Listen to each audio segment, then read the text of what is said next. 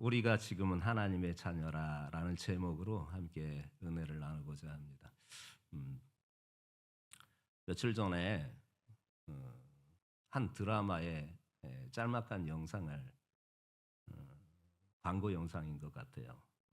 보게 됐는데 한 자녀가 아버지에게 찾아와서 아버지에게 통장을 건네주면서 아버지 받으세요 하면서 그러는 거예요. 그랬더니 이 뭐냐 하고 이렇게 쭉 펼쳐봤더니 공이 하나 둘 셋 넷 다섯 여섯 이렇게 찍혀서 총 금액이 8억 원이 있는 거예요. 그래서 너 이거 어디서 났어? 아버지가 깜짝 놀라서 어떤 나쁜 짓을 해서 그랬나 싶어서 너무 놀래가지고 이 돈 어디서 났어? 이 돈 어디서 났어?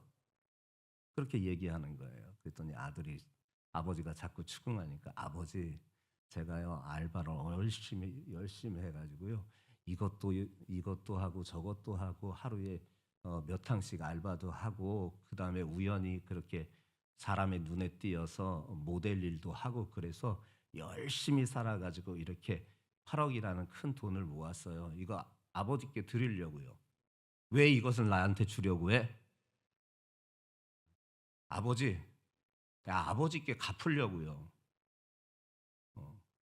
10년 동안 나 길러준 거 너무 감사해서 내가 아버지 앞에 갚을 게 없어서 이렇게라도 아버지 그 은혜에 갚고자 하려고 아버지 이거 갖고 왔어요. 아버지 이거 받으세요. 아버지가 화딱지가 나서 막 책망하는 거예요. 내가 너에게 언제 돈을 갚으라고 했냐? 내가 너를 입양하여서 자녀 삼은 것 내가 너에게 갚으라고 하여서 그렇게 한 것인 줄 아느냐? 네가 도대체 어떻게 생각하길래? 네가 도대체 나를 어떻게 생각하길래? 내가 너 키운 것 그것에 대한 값을 낸다고 하느냐? 하면서 막 나무라면서 굉장히 서운해하는 모습을 봤어요. 그 청년이 이렇게 고아원에서 어린 시절 성장하다가 그렇게 어린 시절 긴 시간을 이 고아원에서 성장하다가 이 가족이라는 것이 무엇인지 체험하지도 못한 경험해보지도 못한 그였는데 어느 날 갑자기 부부가 와서 이 아이를 입양하겠습니다 라고 했던 것이에요. 처음에는 믿지 않았습니다. 정말 저분들이 내 부모가 될까? 나는 저분들의 자녀가 될 수 있을까? 하였는데 시간이 지나자 그 입양한 부모님은 그 자녀를 얼마나 지극정성으로 사랑으로 그렇게 그 아이를 키웠는지 입양아라는 사실을 전혀 의식되지도 않고 주변의 사람들도 의식되지 않을 만치 자기가 낳은 친자식보다도 더 극진하게 그 아이를 사랑으로 돌봤던 거예요. 점차 그 아이가 이제 성장하면서 자신의 정체성을 이제는 확립하게 됩니다. 나는 이제 고아가 아니다. 사랑받는 아들이다. 사랑받는 자녀다.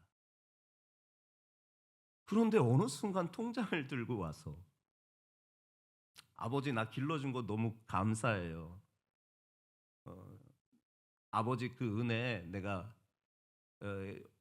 얼마만큼이라도 갚고자 이렇게 합니다. 아버지가 너무 서운했던 거예요. 길러준 것, 키워준 것 갚으라고 그 아이를 입양한 게 아닌데 그렇게 생각하는 그 아들의 모습을 보면서 너무 서운했던 그 아버지의 그 대사가 이렇게 지나갑니다. 여러분, 우리도 마찬가지예요. 생각해 보세요. 우리가 죄 가운데 살아갔던 존재였지만 하나님의 자녀가 되지 않았습니까? 아니, 정확하게 말하면 하나님의 자녀로 삼아 주셨습니다. 그리고 우리가 하나님의 자녀가 되었다라는 것은 단순히 칭호가 아니라 우리의 신분이 새롭게 변화됐다라는 것 아니겠습니까? 그런데 우리는 여전히 고아처럼 살아갑니다. 나는 정말 하나님의 자녀인가? 나는 정말 하나님의 자녀인가? 이 신앙의 정체성이 여전히 흔들려서 정말 내가 구원받은 게 맞는가? 구원의 확신조차도 흔들리고 내가 정말 하나님의 자녀 맞는가? 하는 신앙의 그 정체성이 흔들릴 때가 참 많아요. 그러다 보니까 그 흔들림 가운데에서 다른 여러 가지들을 찾는 모습들을 우리가 발견하게 됩니다.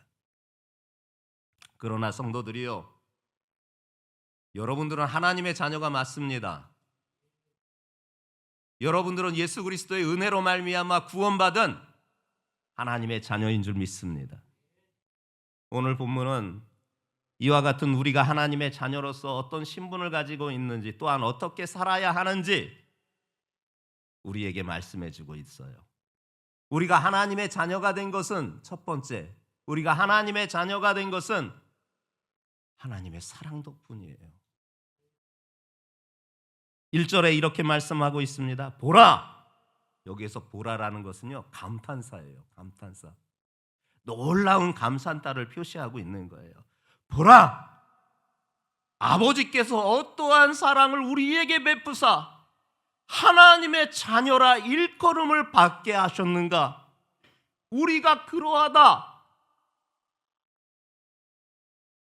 즉 하나님의 사랑이 얼마나 크고 놀라운지 깊이 깨닫고 감격하라는 거예요. 이게 보라라는 거예요. 아버지께서 어떠한 사랑을 우리에게 베풀어 주셨느냐? 우리는 본래 죄인이었습니다. 하나님과 분리된 존재였습니다. 그런데 하나님께서 우리를 사랑하셔서 당신의 외아들 예수 그리스도를 이 땅에 보내셔서 우리를 위하여 죄의 대가를 그의 피로 지불하심으로 우리를 하나님의 자녀로 삼아주신 것입니다. 죄에서 속량하여 주시어서 하나님의 자녀가 되는 권세를 주신 것입니다. 이 얼마나 놀라운 사랑을 아버지께서 베풀어 주셨는지 우리가 바로 그렇게 하나님의 자녀가 된 것입니다. 하나님의 자녀가 된 우리의 신분이요, 여러분 노력으로 됐습니까? 예를 한번 들어볼까요? 어떤 아이가 좋은 집안에서 태어났다고 쳐봅시다. 그 아이가 그 집안에서 태어난 것은 그 아이의 노력으로 태어났을까요? 아니잖아요. 그가 태어난 것은 전적으로 부모님의 결정과 두 분의 사랑으로 태어난 것 아니겠습니까? 우리도 마찬가지라는 것입니다. 하나님의 자녀가 된 것은 우리의 행위나 공로 때문이 아니라 오직 하나님의 사랑 덕분입니다. 로마서 8장 15절에 말씀하는 바 너희는 다시 무서워하는 종의 영을 받지 아니하고 양자의 영을 받았으므로 우리가 아빠 아버지라 부르짖느니라. 우리는 종의 멍에를 벗고 하나님의 자녀의 새로운 신분을 입게 되었습니다. 하나님께서 친히 우리를 양자로 삼아주셨습니다. 근데 원자와 차별을 안 두십니다. 양자이나 원자와 차별을 두지 아니하시는 하나님의 사랑을 받고 있는 것이에요. 그래서 그분을 향하여서 우리는 당당하게 아빠, 아버지 라고 부를 수 있는 특권을 받았습니다.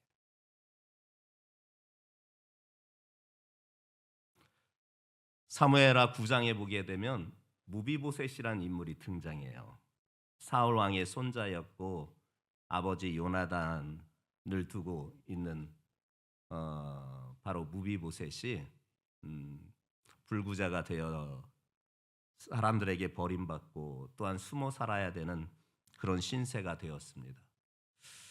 그는 왕의 후손이었잖아요. 근데 스스로를 자신이 처한 처지가 죽은 개처럼 여겨서 아무런 희망이 없었어요. 아무런 희망을 갖지 못했어요. 그런데 어느 날 갑자기 다윗 왕의 신하들이 그를 찾아요. 다윗 왕의 명령이래요. 두려웠을 것입니다. 사울 왕의 자손이 다 죽었는데 마지막 남은 인물이 이 무비보셋인 자신이 혹시 현 왕인 다윗에게는 정적으로 느껴질까 싶어 스스로 자격지심 때문에 혹 다윗 왕이 나를 죽이려고 찾는 것이 아닌가 그런 두려움에 사로잡혔습니다. 그런데 아니었어요. 다윗 왕이 그를 찾았던 이유는요, 그의 아버지 요나단과의 언약을 기억하여서 무비보셋에게 은혜를 베풀려고 그를 찾았던 거예요. 사무엘하 9장 7절 말씀에 보면은 그 말씀을 우리에게 이렇게 보여주고 있습니다. 함께 합독해 보겠습니다. 시작.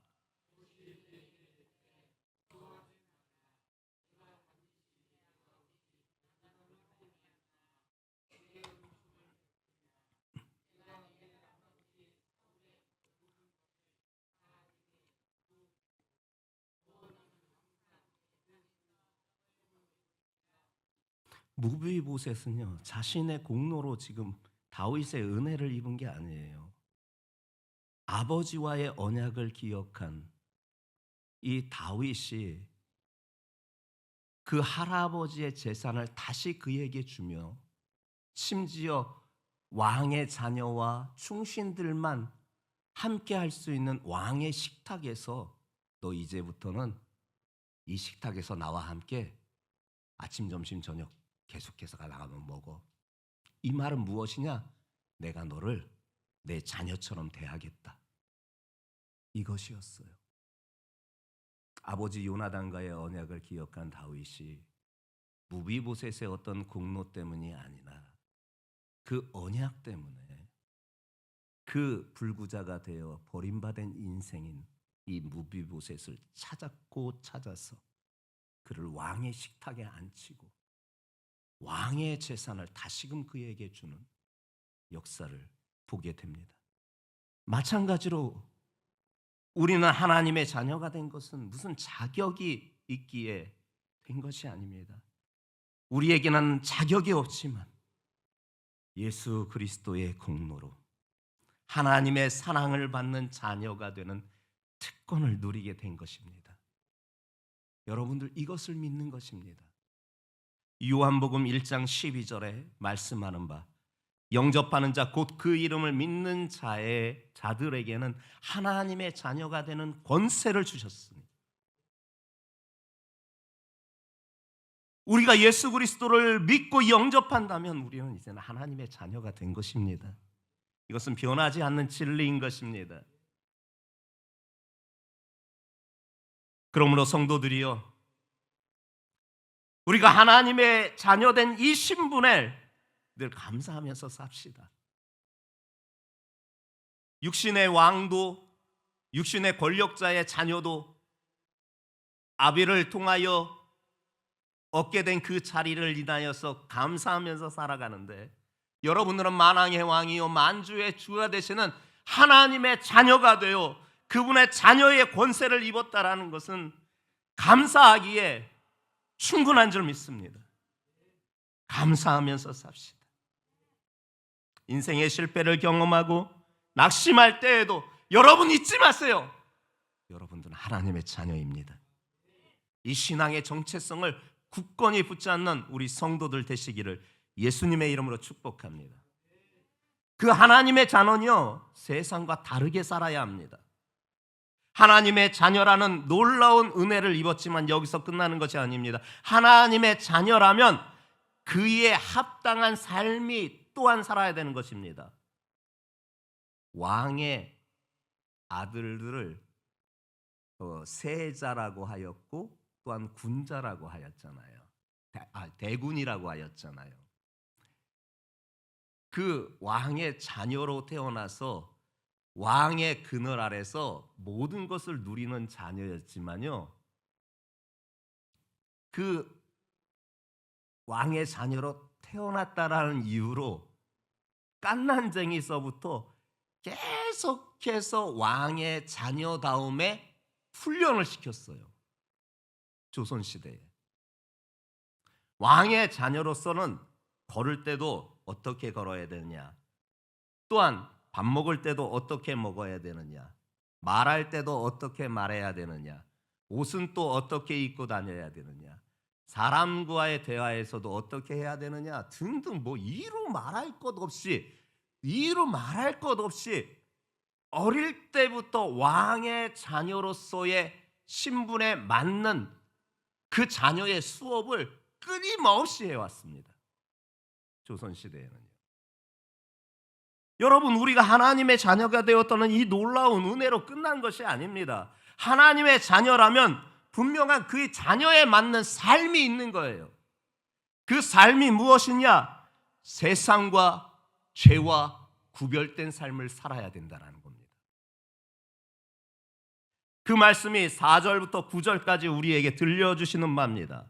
4절부터 9절까지 쭉 함께 합독해 보겠습니다. 시작.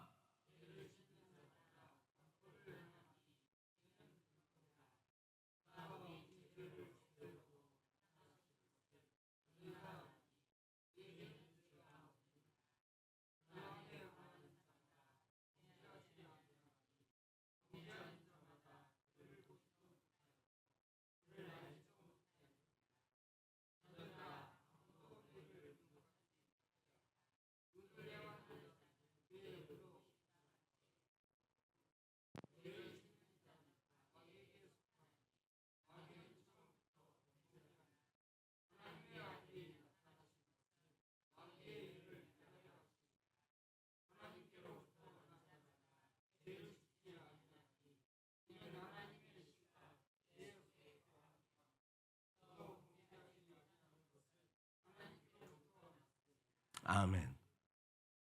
이 긴 말씀 가운데 핵심 말씀은 9절입니다. 하나님께로서 난 자마다 죄를 짓지 아니하나니 이는 하나님의 씨가 그의 속에 거함이라. 그도 범죄하지 못하는 것은 하나님께로부터 났습니다. 이 말씀은요, 하나님의 자녀가 절대 죄를 짓지 않는다는 뜻이 아닙니다. 지속적으로 죄 가운데 머물지 말라는 것입니다. 죄는 질 수 있으나 지속적으로 그 죄 가운데 머물면 안 된다는 것입니다. 우리가 하나님께로서 새롭게 태어난 하나님의 자녀입니다. 그럼 죄를 짓지 아니하는, 하나님의 거룩한 씨가 우리 안에 거함으로 말미암아 죄를 멀리하는 성도들의 삶이 되어야 되는 거예요. 하나님의 자녀로서 절대 죄를 지으면 안 된다, 그렇게는 못 살아요. 죄를 질 거예요. 그러나 그 죄를 지속적으로 짓는 가운데 머물러 있다는 것은 다른 문제예요. 다른 문제예요. 우리는 그 죄를 끊어내야 합니다. 왜일까요? 왜 이렇게 성경은 죄에 대하여서 가혹할이 많지 이렇게 하나님의 말씀은 말씀하고 있을까요? 죄가 하나님과 우리 사이를 단절되게 하는 원인이기 때문에 그렇습니다. 하나님과 우리와의 원활한 소통이 있어야 그 원활한 소통 가운데서 하나님의 큰 역사를 기대할 수 있는데, 죄가 그 하나님과 우리 사이를 단절하게 만드는 거예요. 왜일까요? 하나님은 거룩하신 분이신데 거룩한 분 앞에 더러운 것이 갈 수가 없는 거예요. 그래서 우리에게 요구하시는 것은 무엇이냐? 거룩한 삶이에요. 세상의 방식대로 사는 것이 아니에요. 하나님의 방식대로 사는 거예요. 이것이 새로운 하나님의 자녀의 신분에 맞는 삶의 모습이에요. 세상은 자신의 욕망과 이익을 따라 살아가지만 하나님의 자녀는 거룩한 삶을 살아가야 하는 것입니다. 그래서 베드로전서 1장 15절 분명하게 우리에게 말씀하시는 바가 있지 않습니까? 오직 너희를 부르신 거룩한 이처럼 너희도 모든 행실에 거룩한 자가 되라. 모든 행실에 거룩한 자가 되라. 이 거룩하다라고 하면 단순히 우리 생각에는 도덕적인 삶을 말하는 거 그렇게 여기잖아요? 아니에요. 거룩한 삶이라는 것은 하나님께 속한 삶이에요. 하나님께 속한 삶. 하나님의 마음을 가지고 그 마음을 품는 것. 하나님의 말을 가지고 말을 하는 것. 하나님의 생각을 가지고 생각하는 것. 하나님이 하시는 행동을 따라 행동하는 것. 이것이 바로 하나님께 속한 삶인데 이것이 바로 거룩한 삶이라는 거예요. 그것을 잘 보여줬던 인물이 다니엘과 세 친구들 아닙니까? 그 바벨론의 포로로 끌려간 이 사람들은요, 바벨론 왕 느부갓네살, 하늘에 날아가는 새도 떨어뜨린다는 어마어마한 세상의 권세를 지녔던 그 권력자 앞에, 그 막강한 권력자 앞에 명령이 떨어졌음에도 불구하고 이들은 왕의 그 명령을 거절합니다. 왕이 먹는 산의 진미와 또한 그곳의 문화를 거부합니다. 그리고 하나님이 기뻐하시는 삶을 선택합니다. 그것은 어찌 보면 죽음을 각오한 일이었습니다. 그러나 그 죽음을 각오한 그들의 삶의 태도가 결국 하나님께서 원하시는 당신에게 속한 삶이었던 것입니다. 다니엘서 1장 8절에 그 말씀을 우리에게 들려주시고 있지 않습니까? 함께 합독해 보겠습니다. 시작.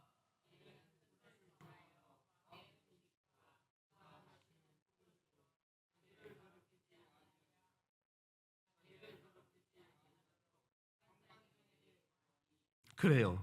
다니엘과 세 친구들은 그 당시 느부갓네살이 집권하고 있었던 바벨론 제국의 그 유혹 앞에 결코 타협하지 않았습니다. 그들의 문화와 결코 타협하지 않았습니다. 죽음을 각오한 일이었습니다. 그런데 어떻게 됐느냐? 하나님은 그들을 높이셨고 복을 주셨습니다.